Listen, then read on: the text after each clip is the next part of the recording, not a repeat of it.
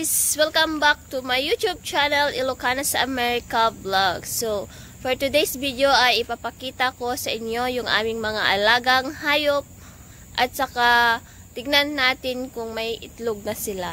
Yun, yung itlog ng pato or manok. Yun. So, itutur ko kayo sa kanilang kulungan. Kahit ang pangit-pangit ng kanilang kulungan. So, samahan nyo ako guys. At itutur ko kayo sa kanilang kulungan na simple lang. As you can see guys, ito na po yung kanilang kulungan. Yan. Temporary lang. Ayan. Yung white po, ito po is may kuryente po siya. Ayan. Yan, may kuryente po siya. Kasi, nung maliit pa kasi yung mga alaga namin, laging may kumakain sa kanila. Kaya, some of our chickens and ducks, at saka yung mga guineas ay, kinain ng mga, I don't know if owl or other. Hindi ko alam kung ano yung kumain sa kanila. So, andyan na yung aming mga alaga guys. Meron kaming pato na 4 na puti. Ayun, as you can see. Tapos, yung 4 na black ba? Ayun sila. So, papasok tayo.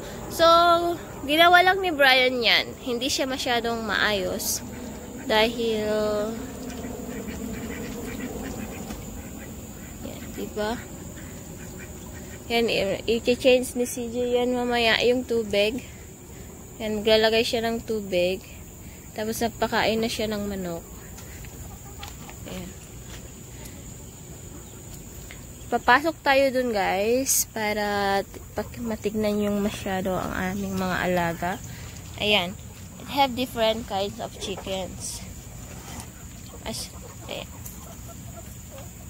Diba ang gaganda ng mga manok?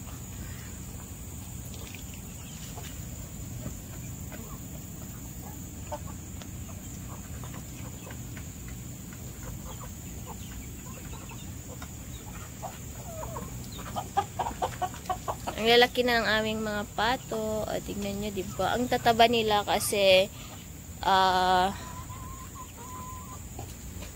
marami na silang naubos na feeds. Guys, ito po ay yung kanilang simpleng kulungan. At may nag-iisa po kaming genie doon. Kasi, it should be, 19 dapat yung mga gini namin. Kaso, kinain nila. Kaya, yun lang natira. Yan yung pinakamaliit sa kanilang lahat. Yan na silang lahat. Yan. Tignan nyo yung niya, diba? Iba, yung paa niya. Tapos, ayan. Yung may mga brown sa itap niya guys is Americana. A-M-E-R-I-C-A-U-N-A. So, Americana. Yeah, they call it Americana. Some of them are bantams. Ayan.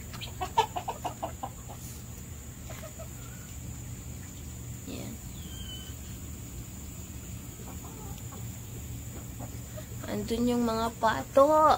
Agsubsub dan. Nagbagsi dito kasi nagtudtudo. Yan dat. So, yun guys. Ito yung aming mga alaga. O, diba?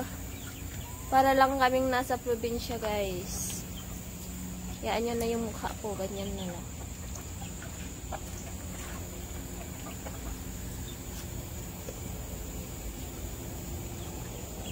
Dito, ito po yung garage. Doon naman po yung aming simpleng tahanan. Doon. Kita ko din sa inyo yung aming mga still na maliliit na manok. O, diba?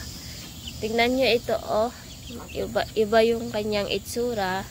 Tapos yung brown, Napaka-cute ng kanyang feather. Ayan, lumabas na. Tapos parang ibon lang yung isa. Ayan. Hello!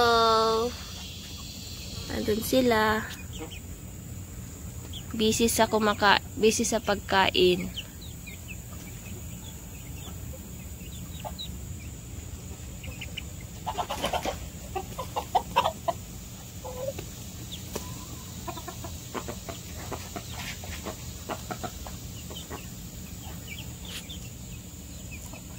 Parang yung matandang look ko. Tignan niya buhok niya, oh. Diba?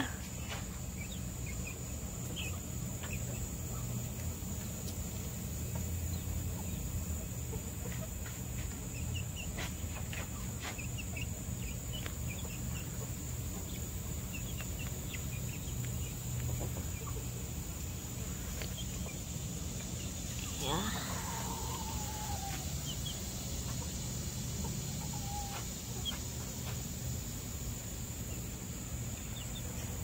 Ayan. Ayan siya guys, yung aming 4 na patong puti. Saka yung pato. Asan yung isa?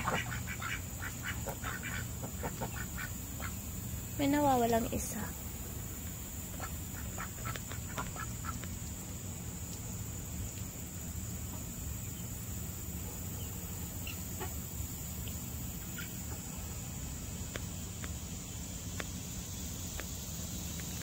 May isang nawawalang pato.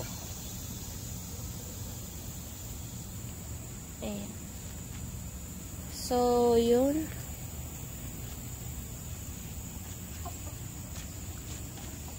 Ayan.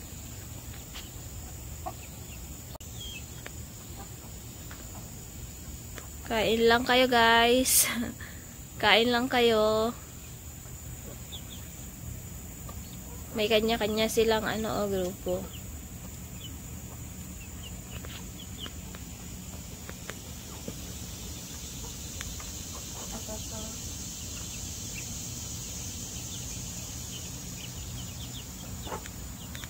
Ayan naman nag-iisa.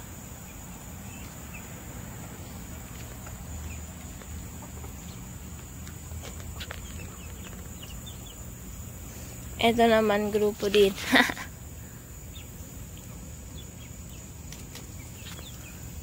So, it's time for you to see kung may itlog na sila. Ayan. Simplihan lang natin ang ating video. Ayan. Ayan, ang ganda ng manok. Okay. Ang magaganda oh.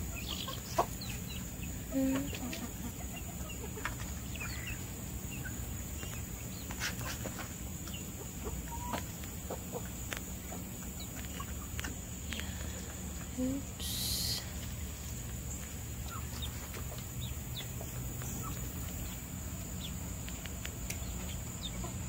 Bubuksan na natin ito guys. Ayan, as you can see, nagbubuka. Ay, mabigat siya. Ayan, tignan natin kung may mga itlog. Ayun, may itlog sila. Ayun, tignan nyo. May 3 ng itlog. Wait lang. Hindi ko makita.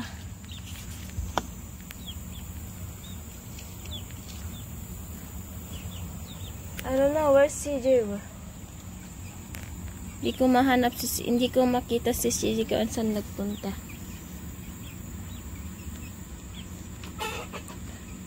Wait lang guys, kunin ko lang to ha. Ayan siya oh. May 3 itlog. Ayan. Ayan guys, may nakuha akong 3 itlog ng aming mga alaga. Ayan, hopefully tomorrow meron ulit.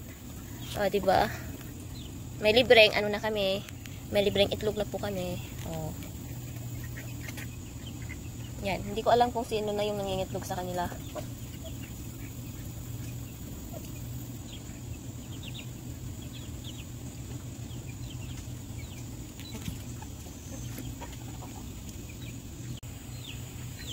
that's for today, guys. So, abangan natin kung may mga bago pa sila ulit na itlog. So, sana nag-enjoy kayo sa aking pagtuturo sa inyo sa aming simpleng poultry. Ayan, ang aming ayan, DIY poultry dito sa Tennessee. So, thank you once again, and thank you for watching, and don't forget to like and subscribe and click the notification bell for more updates. So, thank you. Bye. Mwah.